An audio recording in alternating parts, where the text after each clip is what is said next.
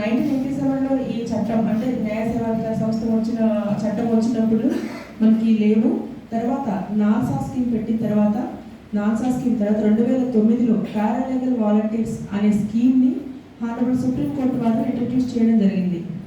దీనిలో ముఖ్య ఉద్దేశం ఏంటంటే మొదటగా పారాలీగల్ వాలంటీర్ స్కీమ్ పెట్టినప్పుడు అడ్వకేట్స్ని అలాగే ఈ మనకి లీగల్ ప్రొఫెషన్కి సంబంధించిన వాళ్ళని సెలెక్ట్ చేసి పంపించడం అవుతూ ఉండేది. కానీ వాళ్ళు different areas, distance places, agency areas కానివ్వండి, రిమోట్ విలేజెస్కి వెళ్ళే అవకాశం ఉండదు. కాబట్టి ఆ తర్వాత ఎవరైతే వాలంటీర్ చేస్తూ లీగల్ ప్రొఫెషన్ మీద ఇంట్రెస్ట్ ఉండి సర్వీస్ ఓరియంటెడ్గా ఉన్న వాళ్ళని సెలెక్ట్ చేస్తే మనకి ఈ స్కీమ్ అనేది ఎక్కువ బెనిఫిట్ అయ్యే అవకాశం ఉంటుందని paralegal volunteer teachers groups, social workers, students, అలాగే డిఫరెంట్ ఆర్గనైజేషన్స్లో ఉన్న వాళ్ళు ఎవరైతే ఇంట్రెస్ట్గా ఉంటారో వితౌట్ పేమెంట్ బేసిస్ వాళ్ళని సెలెక్ట్ చేసుకోవడానికి మనకు వెసులుబాటు కల్పించింది.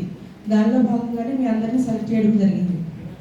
పర్టికులర్ ఏరియా నుండి ఒక్కొక్క ఎమ్మెల్యేసే జ్యూరిస్డిక్షన్ ప్రకారం 27 నుండి 50 మంది వరకు పారాలీగల్ వాలంటీర్స్ని అపాయింట్ చేసుకోవచ్చు. కొన్ని ఏరియాస్లో మాకు అప్లికేషన్స్ రాకపోతే అడ్డతిరుగుల రంపచోడవరం తర్వాత మళ్ళీ పిలిపిస్తే వాళ్ళు వాలంటీర్ అయ్యి డిఫరెంట్ విలేజెస్ నుండి కొంతమంది పారాలీగల్ వాలంటీర్స్కి రావడం అయింది. మెయిన్ ఏలేశ్వరం లాంటి ప్లేస్ రిమోట్గా ఉంటుంది. ఏలేశ్వరం నుండి కూడా ఉన్నారు, ఇప్పుడు 4-5 ఏలేశ్వరం నుండి సెలెక్ట్ అయినట్లున్నారు. నెక్స్ట్ అలాగే రంపచోడవరం, అడ్డతీగల, మారేడుమల మారుమూల ప్రాంతాల్లో రోడ్స్ కూడా లేని ప్రదేశాలు, ఊర్లు ఉన్నవి. రంపచోడవరం, అడ్డతీగల అటువైపు నుండి వచ్చిన వాళ్ళు వచ్చారా, ఇంకా రాలేదు. మీరు దాని మీద ఇంకొకసారి అక్కడ ఎమ్మెల్యేసే సార్ ఇక్కడ నుండి ఇన్ఛార్జ్ ఆఫీసర్ గారు వస్తారు కాబట్టి ఒకసారి సార్ని కూడా కాంటాక్ట్ అయ్యి ఆ డీటెయిల్స్ ఫుల్గా ఇస్తే మనము హైకోర్టు వారి ద్వారా గవర్నమెంట్కి పంపిస్తే ఆ ఊర్లు బెనిఫిట్ అయ్యే అవకాశం ఉంటుంది. You belongs to that village, మీరు డెసిషన్ తీసుకోవాలి మా ఊర్లకి మేము హెల్ప్ చేయాలి అని చెప్పని. అలా మీరు ఎక్కడెక్కడ ఏ ప్రదేశాల నుండి వచ్చారో వాళ్ళందరూ. మనకి పారాలీగల్ వాలంటీర్స్కి డిస్క్వాలిఫికేషన్స్ ఉన్నాయి సెలెక్ట్ చేయడానికి. ఎవరైతే కన్విక్షన్ వచ్చిందో అలాగే ఈ స్కీమ్స్ సరిగ్గా ఇంప్లిమెంట్ వాళ్ళందరినీ సెలెక్ట్ చేయడం అవ్వదు. అలాంటి వాళ్ళందరినీ స్క్రూటినీ చేసి మీ అందరినీ సెలెక్ట్ చేయడం అయ్యింది. మీరందరూ బెస్ట్గా పెర్ఫామ్ చేస్తారు. మేము ఈ పారాలీగల్ వాలంటీర్స్తో మిమ్మల్ని సెలెక్ట్ చేసినందుకు ఆ పర్పస్ అనేది వేస్ట్ అవ్వకూడదు. ముఖ్య ఉద్దేశం ఏంటంటే ఎన్నో లక్షలు కోట్లు పెట్టి డిఫరెంట్ స్కీమ్స్ ఇంట్రడ్యూస్ చేస్తున్నారు హానరబుల్ సుప్రీంకోర్టు వారు, హైకోర్టు వారు. ఎందుకు అంటే మన ఇండియా, మన సొసైటీ ఈ చట్టపరమైన సమస్యలు ల్యాకింగ్తో వెనకపడకూడదు. చట్టం ప్రకారం వాళ్ళకి కావాల్సినది సౌకర్యాలు కానివ్వండి, బెనిఫిట్స్ కానివ్వండి, అన్నీ వాళ్ళకి అందుబాటులో ఉండాలి అనే ఉద్దేశంతో లా స్టూడెంట్స్, మేము అడ్వకేట్స్ అంటే day in and day out చట్టాలని చదువుతాము, వాటిని ఇంప్లిమెంట్ చేస్తాము, దాని మీద ప్రొసీజర్ ఫాలో అవుతాము. అలాగే మీరు కానివ్వండి, అక్కడ ఉండే సొసైటీలో ఉండే పబ్లిక్ కానివ్వండి, వాళ్ళకి అవసరం వస్తే తప్ప ఎవరు ఆ చట్టం గురించి పట్టించుకోరు. బెనిఫిట్ ఏదైనా స్కీమ్ ఉందంటే స్కీమ్ ప్రకారం తీసుకోవడం తప్ప ఆ స్కీమ్ ఏంటి, దాని బెనిఫిట్స్ ఏంటి, ఇవి కూడా ఏమి చూసుకోరు. మీరేంటంటే ఇక్కడ మేము ఎప్పుడైతే మీటింగ్స్ పెట్టి కానివ్వండి, ఫస్ట్ ఇనీషియల్గా మీరు అపాయింట్ అయిన తర్వాత మీకు ఐడి కార్డ్స్ కూడా ఇవ్వచ్చు. 1 year వరకు ఆ ఐడి కార్డ్స్ ఫోర్స్లో ఉంటాయి. ఆ ఐడి కార్డ్ని అడ్డు పెట్టుకుని మీరు ఏ రకమైన మిస్యూజ్ చేయాలంటే ఐ ఇష్యూ ఐడి కార్డ్స్, ఆ అష్యూరెన్స్ మీరు ఇవ్వాలి.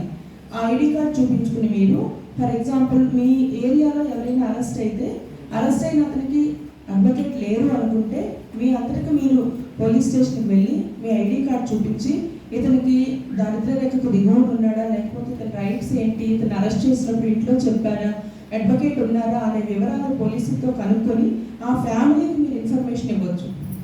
అతను బెయిల్ వేసుకోలేని వాడు, ఇట్లాంటి వాడైతే డిఎల్ఎస్ఏకి చెప్తే వాళ్ళు లీగల్ కౌన్సిల్ పెడతారు. ఇలా స్టార్టింగ్ స్టేజెస్ నుండి ఉంటాయి. డిఫరెంట్ ఎనాక్ట్మెంట్స్ ఉన్నాయి. విమెన్కి సంబంధించిన విమెన్ రిలేటెడ్ లాస్ ఉన్నాయి, చైల్డ్ మ్యారేజెస్ ఉన్నాయి. అలాగే ఇండస్ట్రీస్లో కానీ ఎక్కడైనా పనిచేస్తున్నారా, అనార్గనైజ్ సెక్టార్ ఉన్నారా, ఇవన్నీ ఉన్నాయి. డ్రాప్ అవుట్స్ ఏమన్నా ఉన్నాయా, పిల్లలకి ఎడ్యుకేషన్లో డ్రాప్ అవుట్స్ ఉంటే కనుక వాళ్ళు మెరిట్ అయి ఉండి చదవలేకపోతున్నారు అనుకున్నప్పుడు కూడా మీరేం చేయొచ్చు అంటే డిఎల్ఎస్ఏ దృష్టికి తీసుకొస్తే ఎవరైనా మనం ఎస్టాబ్లిష్మెంట్స్ కానీ వాళ్ళని అడిగి వాళ్ళ ఎడ్యుకేషన్ కంటిన్యూ అయ్యేలాగా చేసే అవకాశం ఉంటుంది. అంటే you plays very vital role. మేము ఇక్కడ కూర్చుని ప్రజల్లోకి ప్రతిసారి వెళ్ళి ఇది ఫలానా ఇది ఉంది ఇది లేదు అని చెప్పే అవకాశం ఉండదు. You being paralegal volunteers we have more powers, vast powers ఉన్నాయి. వాస్ట్ పవర్స్ అనేది దీనిలో ఇచ్చారు మీకు వితౌట్ పేమెంట్ బేసిస్. వాలంటీర్ అనే దానిలోనే ఉంది. మీరు వాలంటీర్ అయ్యి వచ్చారు కాబట్టి మీకు పేమెంట్ ఉండదు. కాకపోతే మీటింగ్స్కి వెళ్ళినప్పుడు కానీ ఏదైనా మీ జేబులోంచి ఎక్స్పెండిచర్ పెడితే దాన్ని ఇట్లా వెళ్ళాము, ఈ మీటింగ్ అటెండ్ అయ్యాము అని చెప్పి ప్రూఫ్ పెట్టి మాకు పెడితే అది మీరు క్లెయిమ్ చేసుకునే అవకాశం ఉంటుంది. అలాగే పారాలీగల్ వాలంటీర్స్ని లీగల్ ఎయిడ్ క్లినిక్స్లో కూడా మీకు డ్యూటీస్ వేస్తే కూడా అలాంటి సందర్భాల్లో కూడా పర్ డే 250కి తగ్గకుండా మీకు రెమ్యూనరేషన్ అనేది ఇవ్వడం జరుగుతుంది. అసలు వితౌట్ పేనే కానీ మీ డబ్బు ఖర్చు అవుతుంది. ప్లస్ ఇలాంటి సందర్భాల్లో ఏదైనా ఉంటే మీకు అమౌంట్ వచ్చే అవకాశం ఉంటుంది. మీ పనులు మీరు చేసుకుంటూ ఈ పనులు చేయవలసి ఉంటుంది. ప్లస్ మీరు మీ ఏరియాస్లో ఏ మీటింగ్ పెట్టినా ఖచ్చితంగా అటెండ్ అవ్వాలి. ఆ రోజు మాకు కమ్యూనికేషన్ లేదు, మేము వెళ్ళలేదు, ఇలాంటి ఎక్స్క్యూజెస్ చెప్పకూడదు. మేము సెలెక్ట్ చేసే రోజు కూడా మీరు మొత్తం 267 మంది వస్తే అందరినీ పర్సనల్గా ఇంటర్వ్యూ చేసి అడిగే సెలెక్ట్ చేయడం అయింది. ఒక్కొక్కరిని 1 to 1 చేయకపోయినా 10 మందిని ఒకటేసారి పిలిచిన కేసెస్ ఉన్నాయా, బ్యాక్గ్రౌండ్ ఏంటి అన్నీ అడిగి సెలెక్ట్ చేయడమే జరిగింది. మేము మనసా వాచ మీరైనా కానీ అనుకునేది ఏంటంటే మనకి అప్పచెప్పిన పనిని మనము ఖచ్చితంగా ఫుల్ఫిల్డ్గా ఫాలో అయ్యి ఇంప్లిమెంట్ చేయాలి. మీకున్నంతలో మీకు అమౌంట్ రాకపోవచ్చు, మీరు చేసిన సహాయానికి, అలాగే లిటిగెంట్ పబ్లిక్ కానీ కష్టాల్లో ఉన్న వాళ్ళు చేసిన సహాయానికి మీరు నమ్మే భగవంతుడు మీ అకౌంట్లో దాన్ని క్రెడిట్ చేస్తాడు. అది అమౌంట్ రూపంలోనే అయ్యి ఉండక్కర్లేదు. మీ మంచితనం కానీ మీ హెల్పింగ్ నేచర్ కానీ తర్వాత భవిష్యత్తులో మీకు వేరే రకంగా మంచి జరిగే అవకాశం ఉంటుంది ఖచ్చితంగా. దాన్ని మీరు వచ్చింది మీరు వాలంటీర్ అయి వచ్చారు కాబట్టి మేము చెప్పింది ఇక్కడ మన డిస్ట్రిక్ట్ లీగల్ సర్వీసెస్ అథారిటీ యొక్క ఆబ్జెక్టివ్స్ని ఖచ్చితంగా ఫుల్ఫిల్ అయ్యేలా ఉండాలి. మరొకటి ఏంటంటే పారాలీగల్ వాలంటీర్స్లోనే మీరు కనుక బెస్ట్ సర్వీసెస్ అందిస్తే మీరు చేసిన ప్రోగ్రామ్స్ కానివ్వండి, మీరు చేసిన పనులు కానివ్వండి మాకు రిపోర్ట్ పెడితే మేము దాన్ని హానరబుల్ హైకోర్టు వారికి పంపించి రికమెండ్ చేస్తే ఢిల్లీ లెవెల్లో అవార్డు తీసుకునే అవకాశం కూడా ఉంటుంది. అలాంటి సందర్భం లాస్ట్ టైము ఈస్ట్ గోదావరి నుండి ఒక అతను పారాలీగల్ వాలంటీర్గా బెస్ట్ పిఎల్వి అని చెప్పి నేషనల్ లెవెల్లో సుప్రీంకోర్టు ఎగ్జిక్యూటివ్ చైర్మన్ గారు నాన్సా గారి చేతుల మీదుగా తీసుకోవడం జరిగింది. ఉన్నారా మీరెక్కడ?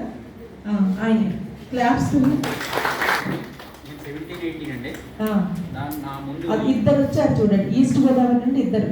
వాళ్ళు ఎన్ని సంవత్సరాల నుంచి చేస్తున్నారు సార్ మీరు? 10 years. మీరు 10 years నుండి. ఇంకా దాదాపు 10 years 8 years అట్లా పాత వాళ్ళు ఎవరున్నారు? వీళ్ళందరూ పాతగా చేసిన వాళ్ళు, ఇంట్రెస్ట్ అవుట్ ఆఫ్ ఇంట్రెస్ట్ వచ్చిన వాళ్ళు ఉన్నారు. కూర్చోండి సార్. అలాంటిది అంటే మీరు ఆ మోటివ్తో మనం ఇలా చేస్తే ఎక్కడ నుండి ఏ పని చేస్తున్నా కానీ మాకు ఐడియా ఉంటుందో. సో ఫలానా పారాలీగల్ వాలంటీర్ బాగా చేస్తున్నారు, యాక్టివ్గా ఉన్నారు, ఈ రిపోర్ట్ ఇచ్చారు, ఇది దృష్టికి తీసుకొచ్చారు. ఫర్ ఎగ్జాంపుల్ మీ ఏరియాలో మొన్న రంపచోడవరం దగ్గర హాస్టల్లో ఇంతమంది స్టూడెంట్స్ని గుంజీలు తీయించారు, లేటుగా వచ్చారని చెప్పి అట్లా కానివ్వండి. లేదంటే హాస్టల్స్లో మీ దగ్గరలో ఎవరైనా పిల్లల్ని ఇబ్బంది పెడుతున్నారా, టీచర్స్ పిల్లల్ని హెరాస్ చేస్తున్నారా, గర్ల్స్ స్టూడెంట్స్ని మేల్ టీచర్స్ ఏమైనా ఇబ్బంది పెడుతున్నారా, ఇలాంటివి ఏది దృష్టికి వచ్చినా కానీ మీరు మా దృష్టికి తీసుకురావచ్చు. మీ అందరికీ మీరు చేసే పవర్స్ లేకపోయినా ఇమీడియట్గా చెప్తే కనుక దాని మీద యాక్ట్ అప్ అవుతుంది. అంటే సొసైటీలో మీకు ఎంత ఇంపార్టెన్స్ ఉందో ఒకసారి చూడండి. గ్రౌండ్ లెవెల్లో ఉండే ప్రాబ్లమ్స్ని మీరు ఐడెంటిఫై చేస్తారు. డే అండ్ నైట్ మీ చుట్టుపక్కల ఉంటారు, మీకు తెలిసిన చట్టాలను చుట్టుపక్కల వాళ్ళందరికీ చెప్పాలి. ఇది జరుగుతుంది, చాలా నోషన్స్ ఉన్నాయి. కోర్టులో కేసెస్ అంటే అవ్వదు, కోర్టు కేసెస్ పెండింగ్, న్యాయం జరగదు, ఇదంతా అవుతూ ఉంటాయి. అలాంటి దాని మీద కూడా కోర్టు అంటే మనకేంటి, ఒక చట్టం పరిధిలో మనం వర్క్ చేసుకుంటూ వెళ్తాం. బయట సినిమాలలోగా గంటలో తేల్చేసి 2 గంటల్లో పనిష్మెంట్ ఇచ్చేసి 3 గంటల్లో ఊరి తీసేసే చట్టాలు మనకు లేవు. మన నేషన్, ఇండియన్ నేషన్ ఏంటంటే ఎస్పెషల్లీ మనం పగ తీర్చుకునేలాగా మన పనిష్మెంట్స్ ఉండకూడదు. వాళ్ళని మార్పు తీసుకొచ్చేలాగా, అంటే గాంధీ గారు చెప్పారు మనకి రిఫార్మేటివ్ దీనిలో పద్ధతిలో మనకి పనిష్మెంట్స్ అనేది ఉండాలి. ఒకవేళ తప్పు చేస్తే ఎందుకు చేశారు అనేది మనం విచారించి ఎవిడెన్స్ రికార్డ్ చేసి స్టేట్మెంట్స్ రికార్డ్ చేసి ట్రయల్ కండక్ట్ చేసి ఆర్గ్యుమెంట్స్ విని ప్రతి స్టేజ్లో విక్టిమ్తో కంటే ఎక్కువగా ముద్దాయికి రైట్స్ ఉన్నాయి. వాటన్నిటిని అవగాహన పరుచుకుని కోర్టు కేసెస్ని కోర్టు ట్రయల్ మొత్తం కండక్ట్ చేసి శిక్ష వేయాలి. అలా వేయాలంటే మన కోర్టులో ఒక్క కేసు ఉండదు, ఒక్కొక్క కోర్టులో 1000 కేసులు ఉన్నాయి. ఆ 1000 కేసులని ఒక ఆఫీసర్ మార్నింగ్ 10 నుండి ఈవినింగ్ 5 వరకు చేయాలంటే ఎన్ని కేసులు చేపట్టగలుగుతారు? వాళ్ళకి పేషెన్స్ ఉండాలి. ఒకవేళ నిజంగా అన్యాయం జరిగితే డిస్ట్రిక్ట్ లీగల్ సర్వీసెస్ అథారిటీకి వాళ్ళు డైరెక్ట్గా రిపోర్ట్ పెట్టుకోవచ్చు. వాళ్ళ కేసులో ఏదైనా అన్యాయం జరిగినా, వాళ్ళ లాయర్ గారు పట్టించుకోకపోయినా, కోర్టులో ఏదైనా అన్యాయం జరిగినా